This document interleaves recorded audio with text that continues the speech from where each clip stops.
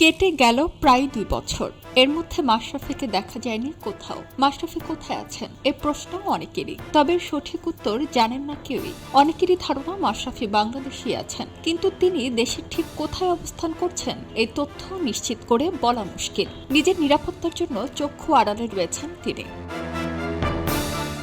আওয়ামী লীগের পক্ষে নড়াইল ২ আসন থেকে ২ বার সংসদ সদস্য নির্বাচিত হন মাশরাফি বিন মুর্তজা। বৈষম্য বিরোধী ছাত্র আন্দোলনের সময় মাশরাফির নীরব ভূমিকা সাধারণের মনে ক্ষোভ সৃষ্টি করে। ছাত্র জনতা চেয়েছিল মাশরাফি তাদের হয়ে কথা বলুক, পাশে দাঁড়াক। মাশরাফি সেই ভূমিকা না রাখায় বিভিন্ন সমস্যার মুখে পড়তে হয় তাকে।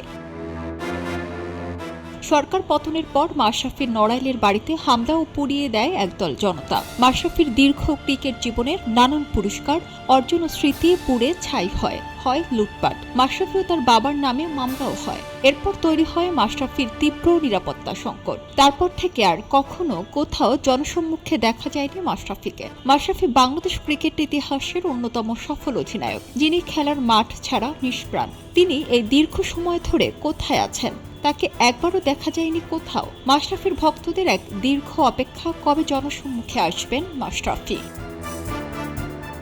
সারা জেরিন, খবরের কাগজ, স্পোর্টস। খবরের কাগজ, নিখাত, নির্ভীক, নিরপেক্ষ।